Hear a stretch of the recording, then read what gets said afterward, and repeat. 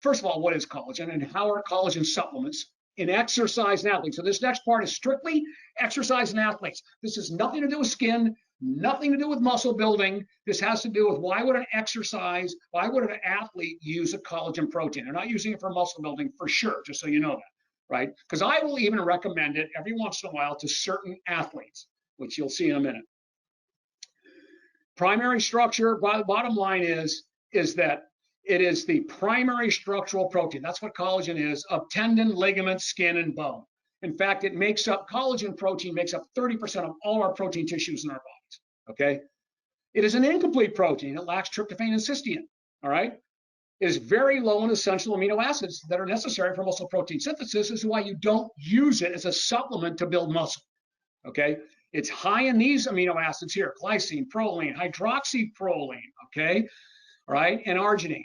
So these are the molecules that are found in the collagen protein. Of course, some will completely different, so they make the protein of the skin, the protein of the tendons, and so forth. All right, so what's the goal of supplementing? Well, if you hydrolyze, in other words, you take the intact protein, break it down, just like we do and some other proteins, right? The derivatives become peptides and amino acids. What people try to use them for is to increase the collagen synthesis in the body to speed repair. Now, again, we're talking about athletes now, forget skin. To speed repair of exercise-induced damage of collagenous tissues. Now, remember that. That's connective tissue.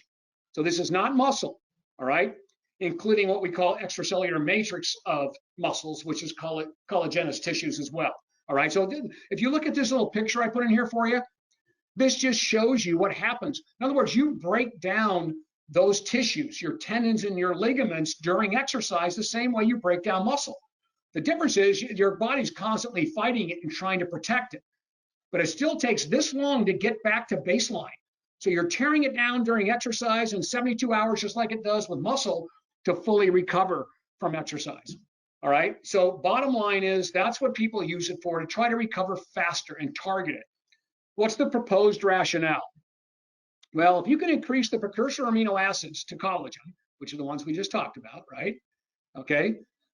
That would augment collagen synthesis to support growth and repair in the target tissues such as ligament, tendon, fascia, cartilage, bone, muscle, and of course the extracellular matrix, which is just which actually kind of is a scaffolding around our muscle and so forth, right? And then I put all your little studies in here on that. But that's analogous to supplementing complete protein or your essential amino acids like Amino Boost in muscle fiber recovery. So that's what we're doing. We're trying to make this connection. Well, guess what? We already know that supplementing before and after exercise speeds the recovery of muscle tissue that's damaged. Well, maybe if we give them collagen tissue or collagen amino acids, we can do the same thing in these. And that's important to maybe athletes that really stress those joints.